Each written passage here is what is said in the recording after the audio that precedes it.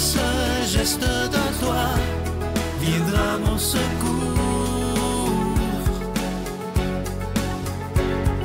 Viens semer dans mon âme le grain de l'amour. Je traverse un désert et je meurs de soif. Montre-moi le mystère qui garde la foi. Bon mercredi, bienvenue à votre émission La Victoire de l'amour en ce 13 avril 2022. Mercredi saint, c'est Pâques dans quelques jours et on continue de se préparer pour bien vivre ce moment. Et je vous partage ce qui, moi, m'aide à me préparer cette année pour Pâques.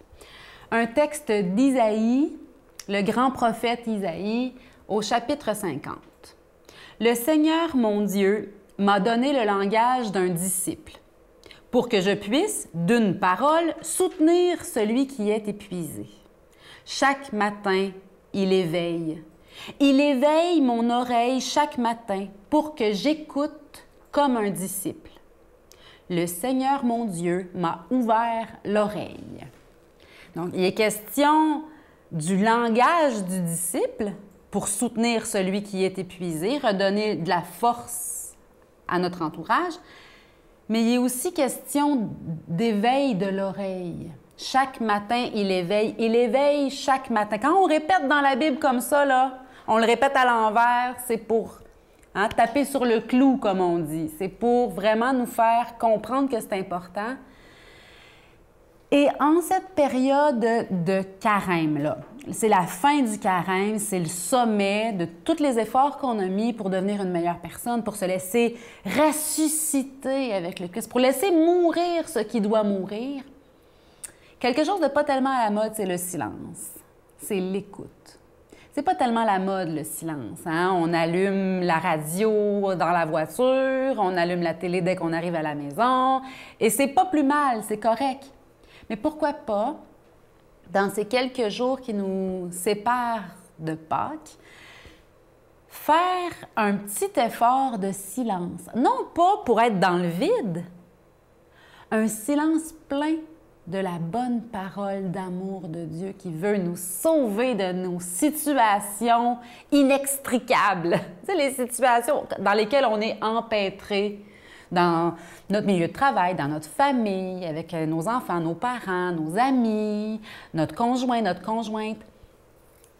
Le Seigneur veut nous sortir de nos tombeaux avec lui à Pâques.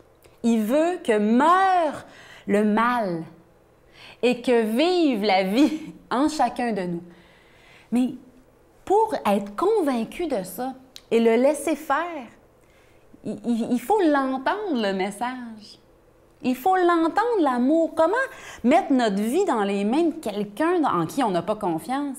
Mais la confiance, ça se construit par le message qu'on entend de lui. Donc, moi, je dirais que si vous n'avez pas l'habitude du silence, que vous n'aimez pas le silence, puis que c'est un gros défi pour vous, mettez-vous une petite alarme. 1 minute. Pourquoi pas? Pourquoi pas? Tout le monde est capable de 1 minute de silence à se mettre à l'écoute. Si vous êtes plus habitué, que vous êtes amoureux du silence, ben là, comme on dit en bon québécois, lâchez-vous lousse. Gâtez-vous de vous laisser aimer par Dieu. Ouvrons notre Bible. Le silence en présence du Verbe de Dieu. C'est si doux, si constructif, si sanctifiant, si bon de se laisser aimer par Dieu pour qu'il nous sorte de nos soucis, qu'il nous aide à les traverser, qu'il nous ressuscite, qu'on arrive dimanche de Pâques ressuscité avec lui. C'est ce que je vous souhaite à chacun. Et si vous le voulez, allez relire ce beau passage de Isaïe 50, verset 4. Notre Père qui es aux cieux, que ton nom soit sanctifié, que ton règne vienne, que ta volonté soit faite sur la terre comme au ciel. Donne-nous aujourd'hui notre pain de ce jour. Pardonne-nous nos offenses, comme nous pardonnons aussi à ceux qui nous ont offensés. Et ne nous laisse pas entrer en tentation, mais délivre-nous du mal, car car c'est à toi qu'appartiennent le règne, la puissance et la gloire pour les siècles des siècles. Amen. Je continuerai à croire, même si tout le monde perd espoir. Je continuerai à aimer, même si les autres parlent de haine. Je continuerai à construire, même si les autres détruisent. Je continuerai à parler de paix, même au milieu d'une guerre. Je dessinerai des sourires sur des visages en larmes et je tendrai les bras à ceux qui se sentent épuisés. Oui, je continuerai à croire.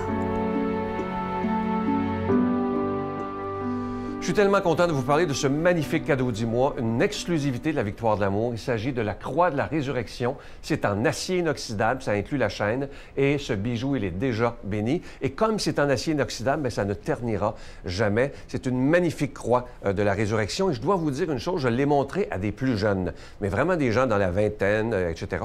Et tous m'ont dit, autant les gars que les filles, que c'est beau, je le porterai. Alors, ça se donne bien en cadeau, parce que c'est un beau bijou. Il est très massif, c'est de toute beauté. Je vous le dis, là, il est vraiment très, très beau. Alors, je vous donne l'adresse. La Victoire de l'amour, case postale 120, succursale Boucherville à Boucherville, le J4B 5E6. Je vous la redonne. La Victoire de l'amour, case postale 120, succursale Boucherville à Boucherville, le J4B 5E6. Également par téléphone, par carte de crédit du lundi au vendredi de 8h30 à 16h30 dans le 514-523-4433, 523-4433 ou sans frais le 1-888-811-9291, 1-888-811-9291 et aussi sur notre site Internet, le www.lavictoiredelamour.org. Alors, je vous rappelle ce magnifique cadeau du mois, la Croix de la Résurrection en acier inoxydable. Ça inclut la chaîne et ce bijou, il est déjà béni. Et vous vous demandez qu'est-ce que ça représente, la croix qui est différente? Bien, c'est la croix des chrétiens grecs. C'est exactement comme ça qu'elle est. Elle est différente, mais c'est la même signification, la Croix de la Résurrection. Et moi, je vous le dis, donnez-en aux plus jeunes autour de vous et vous allez voir qu'ils vont l'apporter, ça, j'en suis absolument convaincu. Merci de votre grande générosité. Merci aussi de votre prière.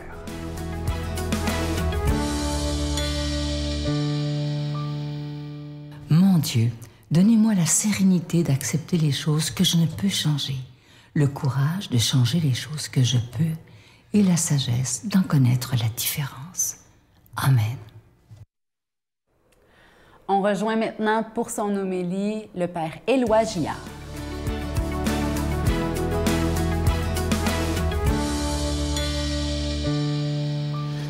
Bonjour mes amis, j'espère que vous allez bien. Hey, nous voilà à quelques jours de Pâques, mercredi saint. La tension devient palpable autour de Jésus, bien sûr.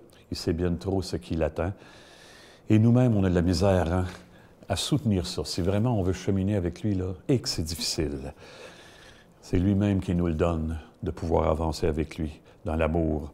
On va regarder ce que l'Évangile nous dit. Aujourd'hui, on est dans Saint Matthieu. Ça va nous inviter, de fait, à nous laisser entraîner plus loin.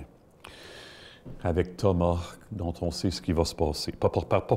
Judas, on sait ce qui va se passer. L'un des 12 apôtres de Jésus, nommé Judas Iscariote, alla trouver les chefs des prêtres et leur dit « Que voulez-vous me donner si je vous le livre? » Ils lui proposèrent 30 pièces d'argent. Dès lors, Judas cherchait une occasion favorable pour le livrer. Le premier jour de la semaine des pains sans levain, les disciples vinrent dire à Jésus « Où veux-tu que nous allions faire les préparatifs de ton repas pascal? » Il leur dit « Allez à la ville, chez un tel, et dites-lui, le Maître te fait dire, mon temps est proche, c'est chez toi que je veux célébrer la Pâque avec mes disciples. » Les disciples firent ce que Jésus leur avait prescrit, et ils préparèrent la Pâque. Le soir venu, Jésus se trouvait à table avec les 12. Pendant le repas, il leur déclara, « Amen, je vous le dis, l'un de vous va me livrer. » Profondément attristés, ils se mirent à lui demander l'un après l'autre, « Serait-ce moi, Seigneur? » Il leur répondit, « Celui qui vient de se servir en même temps que moi, celui-là va me livrer. Le Fils de l'homme s'en va, comme il est écrit à son sujet. Mais malheureux l'homme par qui le Fils de l'homme est livré. Il vaudrait mieux que cet homme-là ne soit pas né. » Judas, qui le livrait, prit la parole. « Rabbi, serait-ce moi? » Jésus lui répond, « C'est toi qui l'as dit. »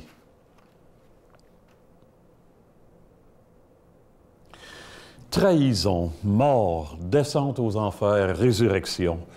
Ça, c'est ce qui attend Jésus dans les jours qui viennent. Mais auparavant, Jésus va poser un geste, ça va être dans l'Évangile de demain, hein, un geste qui est bouleversant. Il va se mettre à genoux devant ses disciples pour leur laver les pieds. Et Yves Girard, un moine québécois, que je vous cite de temps en temps, un moine québécois qui m'inspire beaucoup, qui a maintenant près de 95 ans, certains, il dit ceci, hein, « C'est plus naturel pour Dieu de se mettre à genoux devant moi que moi devant lui. » Essayez de vivre tranquille là, en entendant ça ici, là, après. Hein? L'amour de Dieu fait en sorte que c'est plus naturel pour lui de s'agenouiller devant moi que moi devant lui. Hey, on peut continuer, hein? C'est plus naturel pour Dieu de mourir pour moi que moi pour lui. Hey, ça devient insupportable, là. À un moment donné, il va falloir que ça finisse, tout ça. Hein? Eh bien, c'est pas ça. Il va falloir qu'on ose s'ouvrir à l'amour. On voit bien ce qui a motivé Judas à vendre Jésus, hein? Parce que si l'amour vient prendre un peu de place dans sa vie, il ne sera plus capable de le faire taire, puis éventuellement, il va prendre le contrôle de sa vie, il va changer complètement, puis Judas, il n'est pas prêt à ça, mais pas du tout. Dans les jours qui viennent, on va célébrer le fait que l'amour veut tout venir chercher en nous pour le transformer en lui, pour nous faire renaître à qui on est vraiment. Mais, soyons honnêtes un matin, hein, on ne s'en fera pas à croire, nous autres non plus, on a tous et toutes nos petits côtés Judas. En tout cas, moi le premier. Hein? Et on n'est pas prêt à tout livrer pour l'amour, on résiste. Je me rappelle un vendredi saint, je pense que je l'ai déjà raconté, mais ça vaut la peine de le dire. Hein? Je me rappelle à la sortie d'un office le vendredi saint, quand j'étais jeune, dans ma paroisse natale, on sortait, puis on parlait de ça, tu sais, je trouvais ça très, très émouvant, là, ce qu'on venait de vivre, là, la mort de Jésus. Et un paroissien qui m'avait dit, un cultivateur, là, « Hey, quand on est un Dieu, on ne se laisse pas crucifier. » Ah bon? Eh bien, oui, aujourd'hui, Jésus célèbre une dernière fois la Pâque avec ses disciples. On rappelait, quand pour les Juifs de l'époque, on rappelait la Pâque pour eux, c'était la sortie d'Égypte parce que ça les avait rendus libres et ça les avait constitués comme peuple. Mais Jésus sait qu'il s'achemine vers une toute autre Pâque et il nous entraîne avec lui. Hein? Il veut nous ouvrir à travers sa mort, sa résurrection, à une autre liberté, croire que l'amour est capable de tout vaincre ce qui résiste en nous et de faire en nous un seul peuple. Avant de se lancer dans les beaux gros alléluia de Pâques, là, et on va prendre le temps de reconnaître nos petits côtés Judas. Il y en a quelques-uns. Faut bien être... on ne s'en fera pas croire, comme on a dit tantôt. Hein? Notre joie n'en sera plus grande dans quelques jours. Et Dieu veut nous rejoindre jusque là-dedans. Alors, c'est dans ce sens-là qu'il nous bénit, qu'on fasse la vérité et qu'il nous libère jusqu'au fond. Lui qui est Père, Fils, Esprit Saint. Amen. Bonne vie et à bientôt tout le monde. Je vous salue Marie, pleine de grâce. Le Seigneur est avec vous. Vous êtes bénie entre toutes les femmes, et Jésus, le fruit de vos entrailles, est béni. Sainte Marie, Mère de Dieu, priez pour nous pécheurs, maintenant et à l'heure de notre mort. Amen.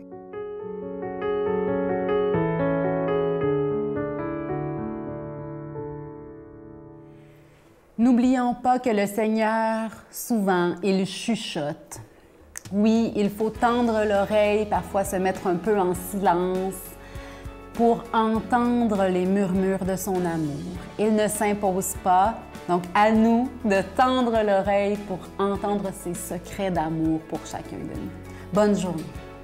Puis je me dis, ça pourrait être justement avec de la musique, avec des caméras comme ici, ou avec des moyens de notre époque. Ça pourrait être plus stimulant puis plus rassembleur. Moi, c'est ce que j'aimerais. Je rêve de ça.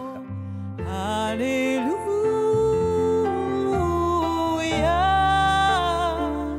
Alléluia.